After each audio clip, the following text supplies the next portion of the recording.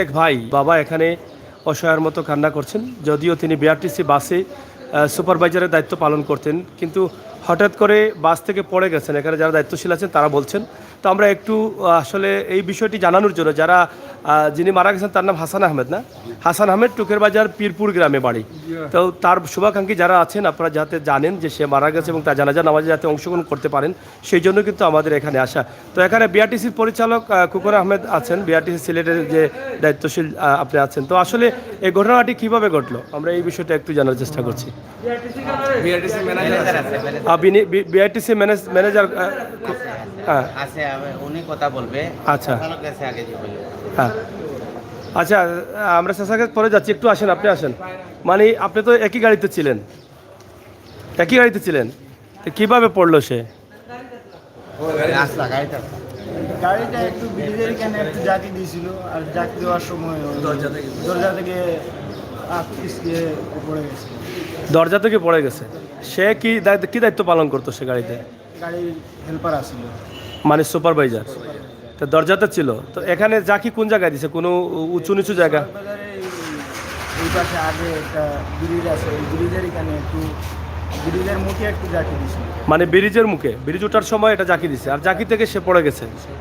সে কি শারীরিকভাবে কোনো অসুস্থতা বুক করছিল দিনে বা এরকম কোনো কিছু? সে কি রোজাদার ছিল? রোজা ছিল।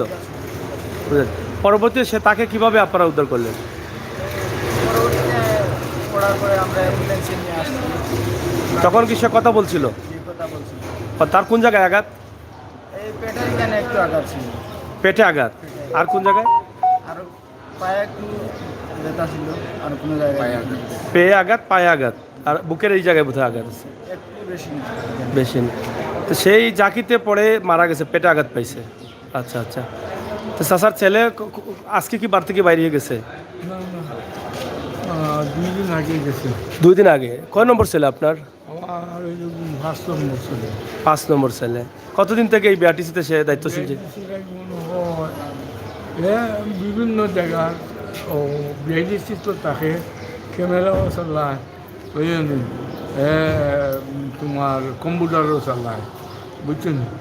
তো ওটা করতে পারে, বুঝলেন। তার যে সময় মনে এখন যে বিআরটিসিতে ছিল সেটা তো জানতেন আপনি?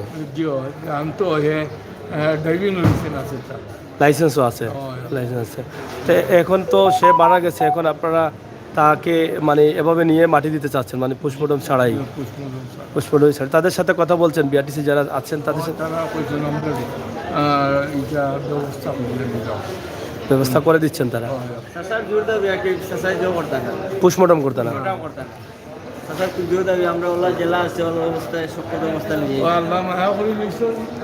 চাচার নামটা কি ছিল তার? মানে বয়স কত? বয়স কত এটা? মাত্র 18। ফিরফুরে বাড়ি, না? দর্শক, লাইভটি করা এই কারণে ফিরফুরের যারা আছেন এবং হাসানের বন্ধুবান্ধব অনেকেই আছেন, যেহেতু সে চলাফেরা করেছে, আপনাদেরকে এই সংবাদটি জানিয়ে দিলাম। আল্লাহ তাআলার ডাকে হাসান একদম অল্প বয়সে সারা দিয়ে চলে গেছে। তার লাশ হয়তো বাড়িতে আসলে দারাজার নামাজে যাতে আপনারা সম্পূর্ণ অংশগ্রহণ করতে পারেন সেই জন্য জানিয়ে দেওয়া। এবং এই পবিত্র রমজান মাসে এই ভাইটিকে যেন আল্লাহ তাআলা জান্নাত দান করেন। রোজাদার অবস্থায় এই পৃথিবী থেকে চলে গেছে, তার বাবা মা ভাই বোন সবাই রেখে।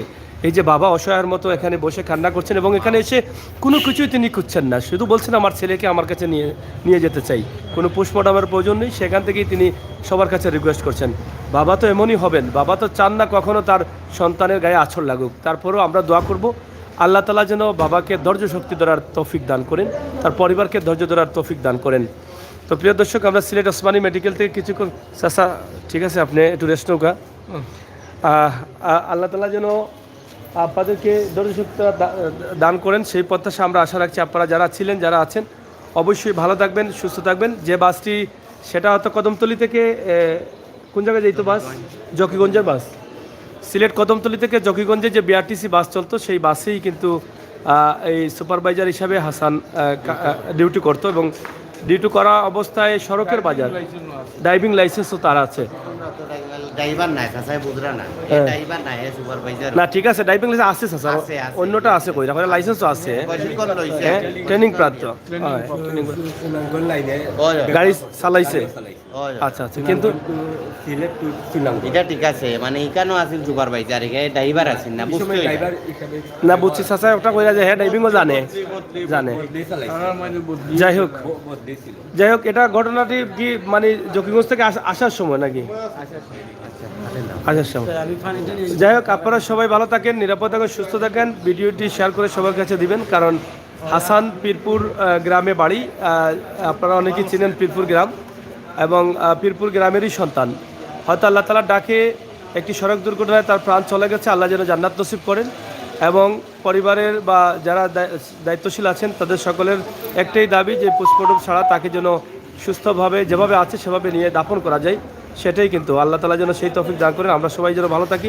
পবিত্র রমজান মাসে মৃত্যু হয়েছে, এটা কিন্তু আসলে মা বাবার কাছে অনেক কষ্টের, তারা মেনে নেবেন কীভাবে, তারপরও মেনে নিতে হবে, এটা আল্লাহ তাআলার হয়তো হুকুম হয়ে গেছে। আল্লাহ তাআলা যেন তাদের পরিবারকে, ভাই বান্ধব যারা আছে সবাইকে ধৈর্য ধরার তৌফিক দান করেন, সেই প্রত্যাশা রাখছি। ভালো থাকুন, নিরাপদে থাকুন, আল্লাহ হাফেজ।